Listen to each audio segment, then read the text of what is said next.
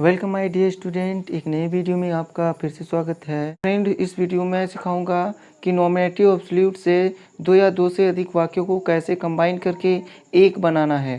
तो फ्रेंड, यह वीडियो हमारा आपको अच्छा लगे तो वीडियो को लाइक करिएगा और वीडियो को शेयर करें और चैनल को सब्सक्राइब कर लें ताकि जो अगला वीडियो आए वो सबसे पहले आपको मिल सके। तो चलते हैं, बिना टाइम को वेस्ट किए हुए सीख लेते हैं कि नॉमिनेटिव एब्सोल्यूट से दो या दो से अधिक वाक्यों को कैसे जोड़ा जाता है, इसके नियम क्या होते हैं।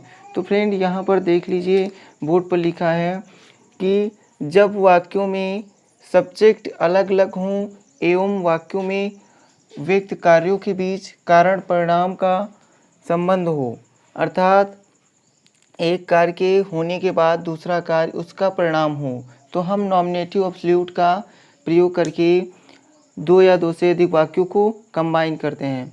तो फ्रेंड, फिर से एक बार नियम को पढ़िएगा। जैसे जब वाक्यों में सब्जेक्ट अलग अलग हों एवं वाक्यों में व्यक्त कार्यों के बीच कारण परिणाम का बोध हो, अर्थात एक कार्य के होने के बाद दूसरा कार्य उसका परिणाम हो। इसमें दो वाक्य होंगे और दो वाक्यों में एक कारण होगा तो एक परिणाम होगा। जैसे यहाँ एग्जाम्पल देखते हैं, जैसे यहाँ एग्जाम्पल लिखा है, द सन रोज, सूर्य उगा, द फॉग डिसअपियर्ड, जो है कोहरा गायब हो गया। अब यहाँ पर क्या है, एक तो कारण है, ये सेंटेंस हमारा जो है कारण है, द सन रोज, सूर्य उगा कारण हो गया, उसके कारण स्वरूप परिणाम उसका क्या हुआ कि द फॉग डिसअपियर्ड, कोहरा जो है वो गायब हो गया। तो ये एक में कारण होगा, दूसरे में परिणाम होगा। और फ्रेंड, ये ध्यान में रखना है, दूसरी बात, सब्जेक्ट अलग अलग होने चाहिए। जैसे इसमें सन है और इसमें फॉग है, तो सब्जेक्ट अलग अलग हों। तो जैसे हम पार्टिसिपल का यूज करके दो या दो से अधिक वाक्यों को जोड़ते थे, वैसे ही हमें इसमें नॉमिनेटिव एब्सोल्यूट में भी करना है। और इसमें क्या करना है कि इसमें सब्जेक्ट अलग अलग हैं, तो पहले जो कारण वाला हमारा सेंटेंस है उसके सब्जेक्ट को हमें स्वतंत्र करना है और उसे सबसे पहले लिख करके उसके बाद पार्टिसिपल का यूज करना है। तो चलते हैं, सीख लेते हैं। तो यहाँ पर फ्रेंड, जो हमारा सेंटेंस है, the sun rose, the fog disappeared. अब यहाँ पर क्या, ये कारण वाला है, इसे हम पार्टिसिपल से जोड़ेंगे। तो उसके पहले हमारा जो नॉमिनेटिव एब्सोल्यूट का कर्ता है, सब्जेक्ट है, वो है द सन। तो हम द सन पहले लिख देंगे, द सन। उसके बाद हम परफेक्ट पार्टिसिपल का यूज करेंगे, the sun having risen. Friend, perfect participle में क्या होता है कि हैविंग के बाद वर्ब की थर्ड फॉर्म का यूज़ किया जाता है। तो यहाँ हो गया द सन हैविंग राइजन, उसके बाद कॉमा लगा के फिर हमें दूसरा सेंटेंस वैसे ही लिख देना है, द फॉग डिसअपियर्ड। तो ये हमारा कंबाइन हो गया। यहाँ पर क्या हुआ कि हमसे कंबाइन करने के लिए हमने क्या किया, परफेक्ट पार्टिसिपल का यूज किया और इसको हमने आगे लिख दिया। तो ऐसे बन गया, the sun having risen, the fog disappeared. तो फ्रेंड, आई होप आपने पार्टिसिपल पे जितने मैंने वीडियो बनाए हैं आपने देखा होगा। यदि आपने नहीं देखा है तो वीडियो में उसका लिंक है, उसके माध्यम से उसको वॉच कर लें, ताकि ये जो है उसी से रिलेटेड है, नॉमिनेटिव एब्सोल्यूट, ये आपको आसानी से समझ में आ जाए। यहाँ पर देखते हैं, दो वाक्य हैं और इसमें कारण और परिणाम शो हो रहा है और इसमें कर्ता जो है अलग अलग हैं, सब्जेक्ट। तो इसे हम कैसे बनाएंगे, जैसे द वेदर वाज स्टॉर्मी, जो मौसम था वो क्या था, तूफानी था। और the plane got late, plane जो है लेट हो गई। अब यहाँ पर ये क्या है, कारण है। कारण क्या है कि मौसम खराब था।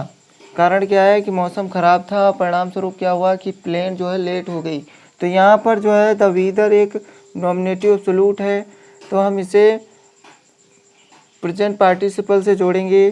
तो हम इसको पहले ऐसे ही लिख देते हैं, द वेदर उसके बाद वाज को प्रेजेंट पार्टिसिपल में हमने बताया था कि बीइंग में बना देना है, तो बीइंग हो गया। उसके बाद स्टॉर्मी वैसे ही लिख देना है, कामा लगाना है, फिर जैसे का तैसे यहाँ पर लिख देना है।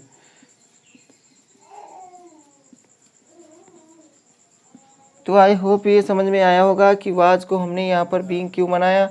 वाज, इज, एम, आर, वर, इतनी जितनी भी हमारी ये जो बी की फॉर्म होती हैं, इनको हम सबको बीइंग में कन्वर्ट कर देते हैं जब भी हम प्रेजेंट पार्टिसिपल में जोड़ते हैं। तो आई होप आपको ये समझ में आया होगा।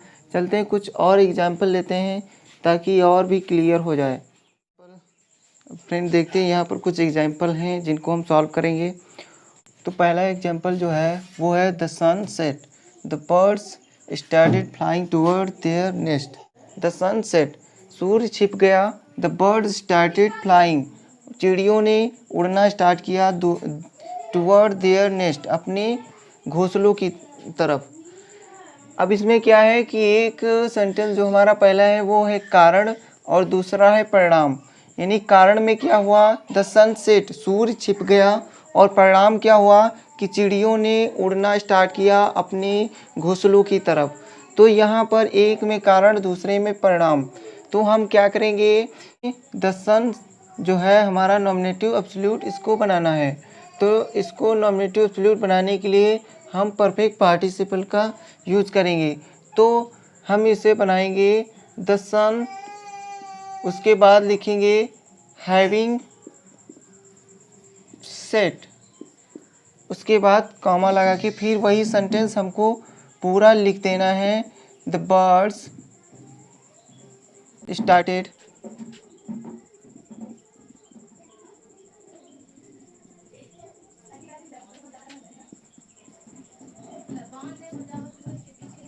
टूवर्ड्स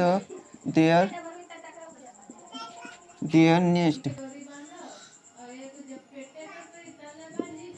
तो यहाँ पर हमने क्या किया फ्रेंड, परफेक्ट पार्टिसिपल का यूज करके हैविंग सेट लिख दिया, और ये जो हमारा द सन है इसको नॉमिनेटिव एब्सोल्यूट बना दिया है, यानी इसे स्वतंत्र सब्जेक्ट बना दिया। तो the sun having set the birds started flying toward their nest, इस प्रकार से बन गया। अब देखते हैं अगला जो हमारा है, his behaviour was not good, उसका जो व्यवहार था अच्छा नहीं था। इट कुड इरिटेट एनीवन, या किसी को भी परेशान कर सकता था। यानी उसका व्यवहार जो था अच्छा नहीं था, और यह व्यवहार जो था या किसी को भी इरिटेट कर सकता था। तो हम इसे कैसे बनाएंगे, हिज बिहेवियर को यहाँ पर हम नॉमिनेटिव एब्सोल्यूट बना देंगे। His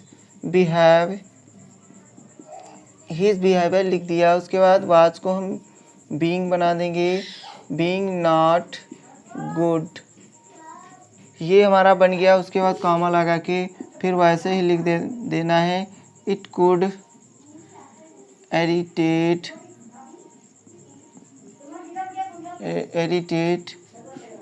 any man. अब ये बन गया, कैसे बना, हिज बिहेवियर को हमने नॉमिनेटिव एब्सोल्यूट बनाया, उसके बाद वाज को हमने बीइंग बनाया, फिर नॉट गुड वैसे लिख दिया, और फिर जो हमारा सेंटेंस है कॉमा दे करके वैसे ही लिख देना है, और वैसे ही हमने लिख दिया। तो अब देखते हैं अगला जो है, द प्ले वाज ओवर, खेल खत्म हो गया था। ऑल लेफ्ट द फील्ड, और सभी ने फील्ड को छोड़ दिया।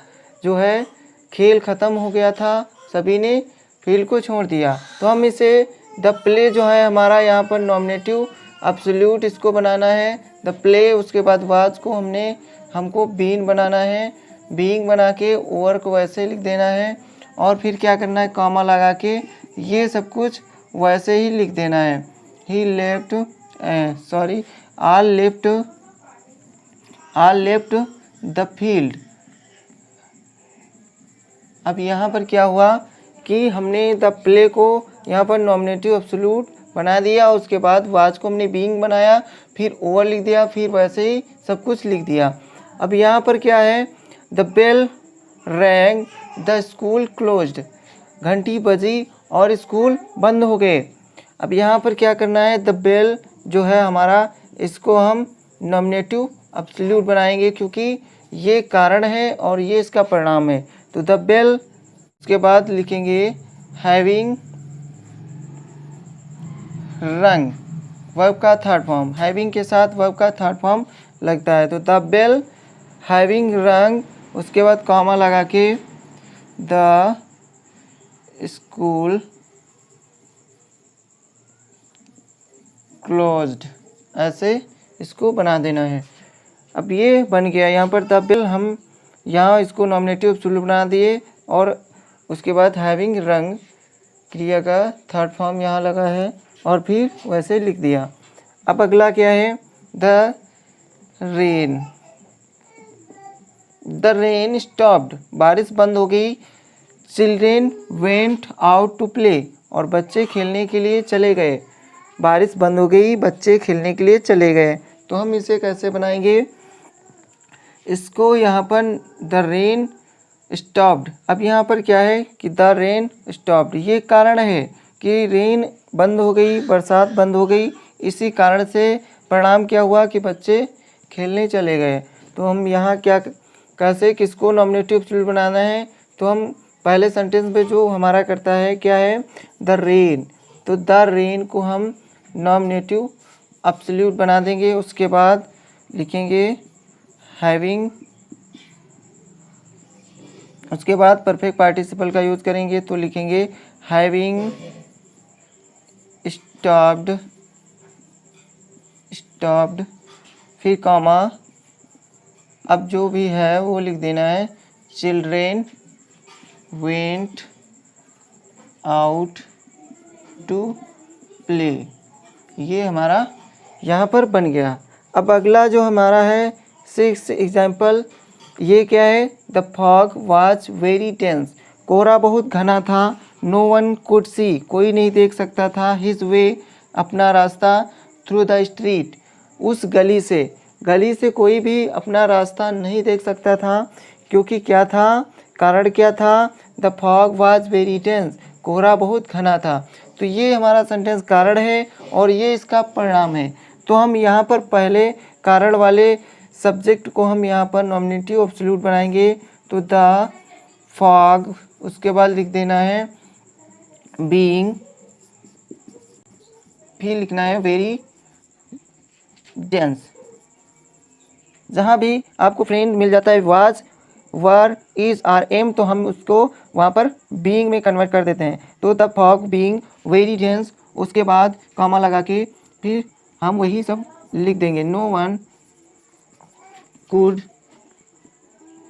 could see his way